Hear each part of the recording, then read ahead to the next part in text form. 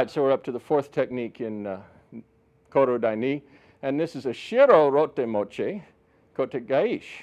And so Ushiro Waza Mochi is he's grasping us from behind. See, the man is behind us and he's reaching and getting a hold of our wrists to take us into control. This would be common if he was going to, I don't know, take me into a handcuff position or try to torque my shoulders back and take me into some form of control or hold me so that someone else could assault me, for instance.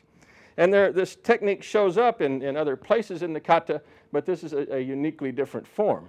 In yon kata, for instance, we have the same technique, but done with a different ending, but the same beginning. And so there are two variations on this thing. The first one, this is the Koryu Dai Ni form, begins just as in yon kata with a little hip change. We're making a hip turn, and as our body turns, it drops, and our left hand, leading with the thumb, is going to come to the man's, inside of the man's right wrist, right here. So this part is identical to what happens in yon kata. Same thing. And you can think about this, if he's gripping very powerfully, as a form of breaking it loose, dropping.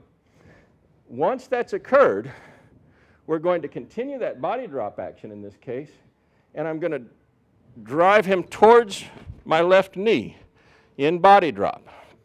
That's going to cause him to be falling in this line, which I then reverse for Koto Gaeshi. So I'll slow that part down, and we'll talk about it a little bit. So maybe from here.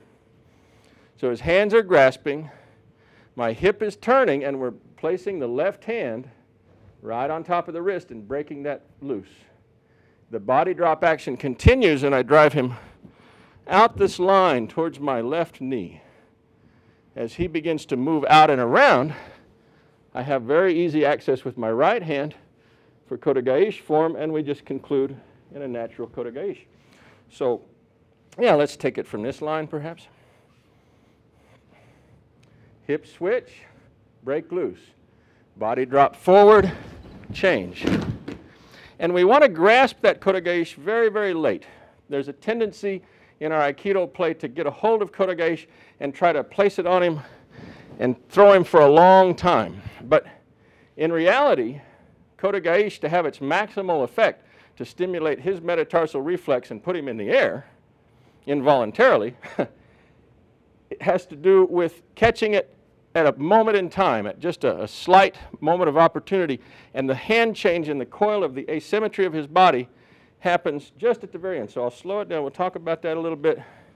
The hip switch comes on. The grip is made on the inside of the wrist. The drawing out action, out and around, and right at the end, just as his weight goes to his right foot, the hand change to make the Koto Gaeshi goes.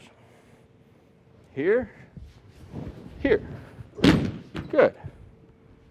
And maybe from this line. Here, here. Good. Maybe from behind. Here, here. Good. It's a tight little turning action, taking him into a nice Koto Gaeshi form. And I think you'll have fun with this, especially the little drawing out with the body drop. It's very interesting. Thank you very much.